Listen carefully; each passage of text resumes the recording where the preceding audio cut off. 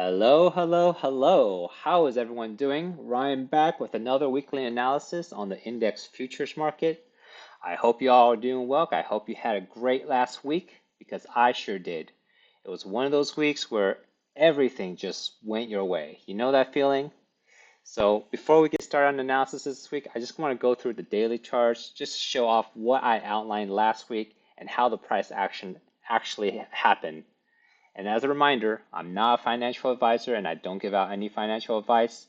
This video is for entertainment purposes only. These are my personal opinions. Please don't use it to make a trade on your own. So just quickly going over the daily chart, here we have the dollar index, and the white drawing here is what I outlined last week. We didn't get that drop down, but prices kind of grinded up into our drawing liquidity above these weekly highs here. So even though we didn't get any retracement down, we got the bullishness on the dollar that we were looking for above the relative highs here. Now going into the ES. Okay, focusing. I know the chart's a little busy, I'm sorry, but let's just focus on the white drawing here. I was thinking that price was going to consolidate Monday. We did get a larger range than I anticipated. And then Tuesday, we had that high right on the consequent encroachment of this wick here. And that's where I was thinking the potential resistance could be. Then Tuesday, Wednesday, Thursday, we dropped down pretty hard down below the sell side that we were looking for. And then Friday, it even dug down to the second level of sell side that we were thinking it could potentially happen, but I was trying to be conservative and was just looking for the sell side, the first level of sell side. We didn't get any retracement, but that's okay because we got that big drop Tuesday, Wednesday, and Thursday, which was what we were looking for. Remember, we were bullish on the dollar index, so we were bearish on the S&P 500 right here. And it's okay if we don't get the ends correct. We're not trying to be perfect. We don't need to catch every single fluctuation in the week. We don't need perfection to be profitable. All I'm looking for is catching the meat of the move, which is this middle portion right here where it dropped down. I'm not even trying to capture the highs or the lows. Just try to capture a big meaty portion, and this will be really, really good already. Like for example, if you get in, let's say at 4,500 here, and you ride it all the way down just below the first level of sell side here, around, we'll say 4,400. So from 4,500 to 4,400, that is 100 points in the S&P. 100 points, that's $5,000 per mini contract in just 3 days. So that is a really nice sizable portion to dig out of the market, and we don't even need to worry about any retracement on Friday or capturing Friday's move. We don't need to worry about Monday. We're just trying to capture the meat of the move in the middle of the week. Now let's go into Nasdaq. I actually was looking at this chart in the middle of the week and I removed my drawing prematurely, but I want to pull up the video we had last week. Here's my recording, and you can see that this is the drawing that I made before last week's trading got started. This red candle here was the last candle I had before I made this drawing, which is this candle right here. So Monday, again, I was looking for consolidation. We actually had a really big range, taking both the lows and the highs of Friday. Then price did go up as expected to the consequent encroachment of this wick here. That actually created the high of the week. The Tuesday, or I think in my video, if you watch my video, I said Tuesday or Wednesday high. It turned out to be a Tuesday high of the week. Price started dropping precipitously down past the first level of liquidity, and then Thursday went down to take the second level of liquidity here. Friday, we didn't get that retracement that we were looking for. It was more of an indecisive candle that day. But just like the ES, that's okay. I'm not too worried about catching the end or the beginning of the week. As long as we're looking for the meat of the move in the middle of the week, that's where I'll be wanting to capture my piece in the market. So let's say Nasdaq, let's say I'm not even looking for the highs. Remember, I'm just looking for the meat of the move. Let's say somewhere around 15,250, right? If I get in short 15,250, looking for liquidity below here, and then let's say I write it down to my second pool of liquidity at, we'll say 14,850. So from 15,250 to 14,850, that's a 400-point move in the Nasdaq, right? That's $8,000 per mini contract in over 3 days. It takes people 3 months to make that kind of money. Just imagine the potential here. Now, why am I showing this? Right? I'm not trying to show off or brag saying like, oh, I can predict the market. I can't. This drawing here was just a potential weekly profile that I was looking for since it was a pretty common pattern, power of three move here. So this is a potential move, not like I was thinking it's going to 100% play out exactly like how it did, right? We didn't get retracement up here. Monday consolidation was larger than I expected. But the important point here is that by using the higher time frame to do your analysis, you can capture a large portion of the week. The higher time frame is something I think traders don't focus enough attention on. I know in my personal journey that when I was starting to trade, I was more focused on the lower time frame, the 1 minute chart, the 5 minute chart. But I was getting inconsistent results. I was getting chopped up. I couldn't see clearly how price was going to move. I moved up to the 15-minute, the 1 hour chart, still was getting chopped up.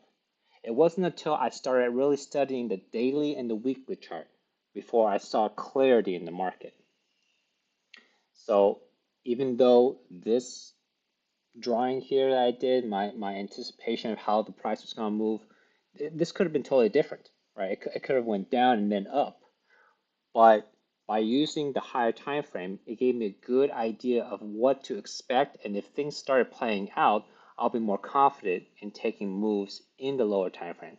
So I don't even need to capture the move from up here down to down here. Let's say I just want to trade intraday on Tuesday, right? I could be looking for a rejection at this level, getting somewhere here, and then maybe looking for somewhere on the lows of Monday's price action to get out, right? I could be capturing a small piece here and then do the same thing on Wednesday, looking for rejection in the direction of my higher time frame move, get out here and capture a small piece on Thursday, right? That would be more than enough. That would be more than enough. So my whole point is the higher time frame is where you should be focusing on, focusing more attention on. And many new traders, they don't give the higher time frame enough attention, right? The weekly chart is going to be your foundation. You use that so when you go into the daily chart, you can build off of the weekly chart. If you know what direction you have on the weekly chart, you could be looking at the daily to think how the daily chart is going to move in accordance to that weekly chart. And then from there, your hourly chart, how it's going to move in accordance to the daily chart. How is the 15-minute chart going to move in accordance to the hourly chart? Down to the 5-minute chart, the 1 minute chart, right? As you get smaller and smaller, you have the foundation of the higher time frame behind you, and that will support your trade idea. That is how you get clarity in the market. That is how you have confidence in your trade. So just going over this because I feel it's a very important concept that most traders just totally blow over, is analyzing the higher time frame. So I'm going to get rid of some of these drawings here and we'll start our analysis on the weekly. Okay, before we get into the weekly chart, I just want to touch briefly on the monthly. Here we have the dollar index on the monthly chart, and we see that July price traded down into the monthly BSC and then price rejected, and now it's currently moving away from the monthly inefficiency here. My target is the monthly SIBI that we see here, and I use the weekly chart to refine it to this red area. But between that and where we're currently at, I just want to highlight the monthly volume balance here. So if we zoom in, you can see that we have a small little area where there's no bodies. Only the wicks are in this price range. And this being closer to where we're currently at, I think this will be the more reasonable target to look for. So rather than looking at this long-term inefficiency, going forward into the weekly chart, I want to keep in mind that the monthly volume imbalance is where I'm looking for price to draw to. So let's go ahead and take a look at the weekly. Here we are on the weekly dollar index, and it's kind of busy over here, but ignore all this for just now. I want you to focus and pay attention to just the candlesticks for a second. So I want to go over my whole idea of why I was looking for this inefficiency to be reached for in the first place. And that has to do with the ICT concept, power of three. If you look at the weekly candles, this year we've been kind of consolidating between this range here, going down and up, and then we have a manipulative move down into the monthly BISI. Price rejected and is currently moving up and away from it. So if you remember power of three, this consolidation area is going to be the accumulation. We're going to build up sell stops below the market and buy stops above the market. Then we have the manipulative move, price goes down, sweeps the sell side liquidity, and now it's moving up, and it's going to be reaching for the buy side, and then finally the inefficiency. And doing a little Google search, I have a quick diagram pulled up here. You can see that this accumulation here is going to be that consolidation. When we dip down to the monthly BISI, that's the manipulation stage. And now we're going to be going into the expansion where it's going to be reaching above the marketplace. So keeping that in mind, that is why I'm looking for upper targets on this monthly CIBI above this high and above this high here. Okay, and remember I pointed out the monthly volume balance. This is where I want to see price draw to, at least in the near term, and maybe look for long-term targets later. So right now I just want to zoom in to the most recent price action, and we take a look here. So I want to talk about targets first, right? We already know about the monthly volume balance. I'm also looking at this wick here. Halfway on this wick, the constant encroachment of this wick also lines up very well with the bodies of these weekly candles. Now, the bodies, remember, are where most of the institutional trading is done, and the wicks are where the damage is done. So the bodies line up very well with the halfway of this wick. That's going to be another price level where I'm looking to take a portion of my trade off. Also, the old high here, that's also going to be another portion that gets taken off. And then below that, weekly rejection block here. You see these two candles, the body lines up very well. This is going to be another part where I want to take a portion of the trade off. So these are going to be my four targets on the upside. The weekly rejection block, an old high, consequent encroachment of the wick, and then finally the monthly volume imbalance. And then here, if you remember last week, I did mark this out. This is going to be half of this wick along with half of the body of the green candle here. I'm not looking for this as a target, but this is a key level that I want to pay attention to. If price closes above this level, I'll be looking for our targets to start getting hit. Otherwise, maybe this could be used as a point where we're going to have some retracement. Price comes in, sweeps above this area, and then start retracing lower. If it does retrace lower, I'll be keeping my eye on this old weekly CIBI. This could be used as a support, and price will start going up. And if it closes above this this level right here, I'll be looking for higher targets. But this may just get traded down through, and we'll be going for a lower into here. You see I draw a white box. Now I do want to talk about this. If you look at the weekly candle on July 31st, and then the weekly candle on August 7th, you can see that price traded up to the top here, then went back down and closed that week around 102. Then the next week it opens, trades down lower, and then goes up and closes around 102.84. So I'm viewing this area right here as a balanced price range because price has traded up and down and up again.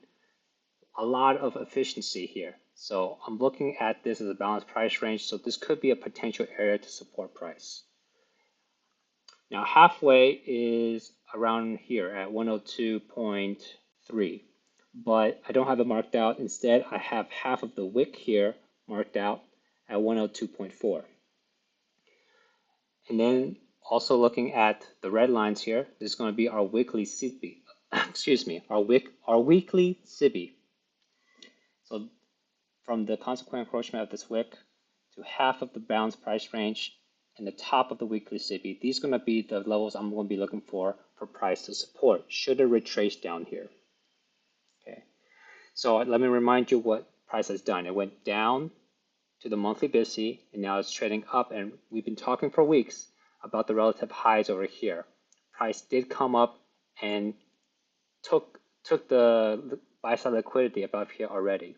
You can see this price, the high is 103.68. The high here is 103.52. So that's already taken, and we have a market structure shift.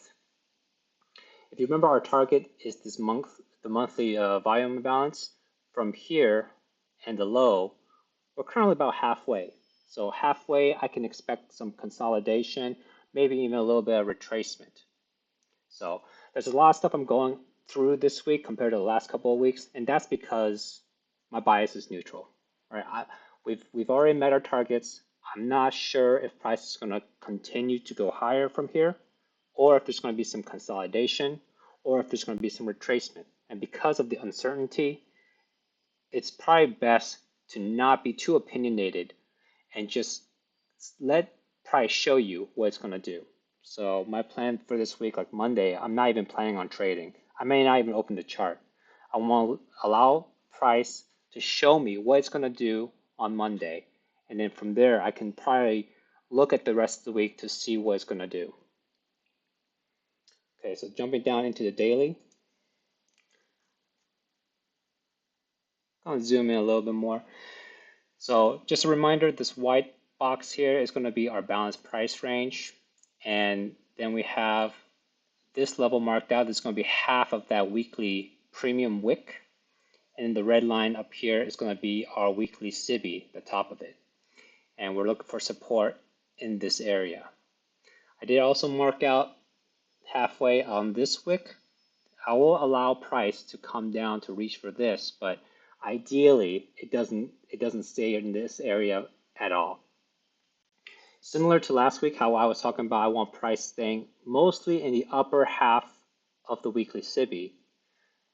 If price should go down to the balanced price range, I want to see price stay in the upper half of the balanced price range. I don't want to see price go down to the lower part. If it does, I don't want to see it stay there for very long. And this old weekly SIBI here, it was relevant on the weekly chart, but looking at the daily chart, it may not play as big of a role. I'm not gonna get rid of it, but what I'm gonna do is I'm just gonna turn it off on the daily chart. I'm just gonna have it show on the weekly. That is because if you look lower, we have a daily SIBI here that goes through the top of the balanced price range, and then more recently, we have a daily BISI here that is within this SIBI. So we could look at this SIBI as a inverted fair value gap to offer support, along with the daily BISI here to offer support and within the balanced price range. So if price does retrace, ideally it will start having support around this area and bouncing up and moving away from all of this. So, but that's only one possibility. Price could just consolidate in this area for a while. I mean, we did have a lot of movement. It is August. We could just be consolidating in here this week and not do very much. Or it could just use that weekly SIBI that I took away and start going up towards the weekly rejection block and maybe even that old high up here. So a lot of possibilities. It's not exactly clear on what it's going to do. So give it some time. Allow 1, maybe 2 or 3 days to let price show you what it's going to do. Jumping into the weekly chart for ES, you see I have 4 inefficiencies marked out. Let me go into each one of these and pay attention so that when we jump into the daily chart, you'll remember which color is which inefficiency. The first one is the green one here. Now, it's about halfway between this high and this low. And if you remember from our last week, this is where I am looking for price to go to. This is my target. Now, before we get to the target, there is a small inefficiency here and here. The blue one has already been wicked through, and this last week, it wicked through it again, closing right above the blue. The teal color inefficiency, it didn't quite reach. Let me just zoom in so you can see. It got very close, but didn't actually get there. Now, for the dollar index, I'm thinking the most likely price action is either consolidation or some retracement. And if we translate that to the indices, that means that I'm also looking for some retracement up here. And if we're going to be retracing, which level is going to be our support? Well, I think the teal could act as a support level. So price could go down to this teal BISI, have some support, and then retrace upward. Either that or the blue inefficiency here could provide immediate support as in price have it rally up on Monday. Now, I also have this old BISI here, marked it out in orange. This I'm looking as an inversion fair value gap. So I want to see this provide resistance. Last week, you see we wicked through it, not through it, we wicked to about halfway and then price rejected going lower. So I want to see this continue providing resistance as we move forward. Okay, let's go down to the daily chart. Okay, and just to remind you, the green here is my target. The teal and the blue, I'm looking for support for a retracement. And then the orange is where I want to see resistance. When we go to the daily chart, we actually see some more gaps here. There's a fair value gap, an old BISI here. And then more recently, there's two SIBIs that was created this last week. So if price were to go down using this teal and blue for support, I would want to see retracement up to either this SIBI, although it could just go straight through it. And if it does, I don't really want to see this SIBI filled. In fact, I would want to just see a little bit or even less than half of the SIBI filled and continue downwards towards my target. This BISI, it could act as an inversion fair value gap. I just don't like how it's above the SIBI here. If it was below, that would be more ideal. I could see it going through and using it as resistance. But here, because I don't really want to see the SIBI fill, I don't really want to see price get up to this BISI. So the potential moves for ES is either we could use the blue and start retracing up and rallying to here, or through it and to the next SIBI. Or price could just consolidate, could just do a lot of sideways action. Or it could start retracing lower, maybe use this SIBI here as resistance, and then pummel down into our target. So there's a lot of different possibilities. That's why I am remaining neutral this week and just allowing price to show me what it wants to do. So here we have Nasdaq on the weekly chart. And similar to ES, I want to have a neutral bias as we go into this week. You can see we've already taken out the swing low here and the swing low here on Nasdaq. So we've had our targets met, and we could be looking for some consolidation. I have two inefficiencies labeled out here. We have a weekly BISI here that we've already traded through and closed below. Then we have this other inefficiency here. Now this is going to be my target where I want to see price get to. If price can get through here, trade through it, there's another lower inefficiency that I can see price get to as well. But I just want to mark out the closer one just to have a more conservative view. I don't want to be too aggressive or too optimistic on my opinions. Between the target and where we're currently at, we have another volume imbalance here that I marked down purple. And I also marked out half of this wick, which is just above that volume imbalance. So I could see these price levels act as support. kind of similar to the teal and blue levels on ES. Price could use these to bounce and retrace. And if it should retrace, I'm looking at this old BISI here. This could provide some support, or even up here, I marked out in white, similar to the dollar index, I see another balanced price range here. So let me zoom in. Price on this candle traded down and then closed up here. Then the next week it opened up, traded up, and then closed down. So price has moved down, up, down, leaving a balanced price range here. So similar to the dollar index, if price should retrace up here, I don't really want to see this balanced price range break. I want to see it act as resistance halfway, half of this wick, or even just a lower portion. Have it keep price down. Ideally, this old BISI could act as resistance and not even get to the balanced price range. That would be ideal, and have it head down towards my target and maybe even lower targets.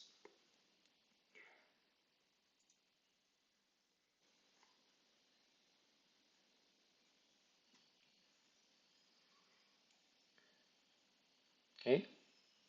Jumping into the daily chart, we have our levels transposed, and then in addition, I have two daily SIBIs that was created this week.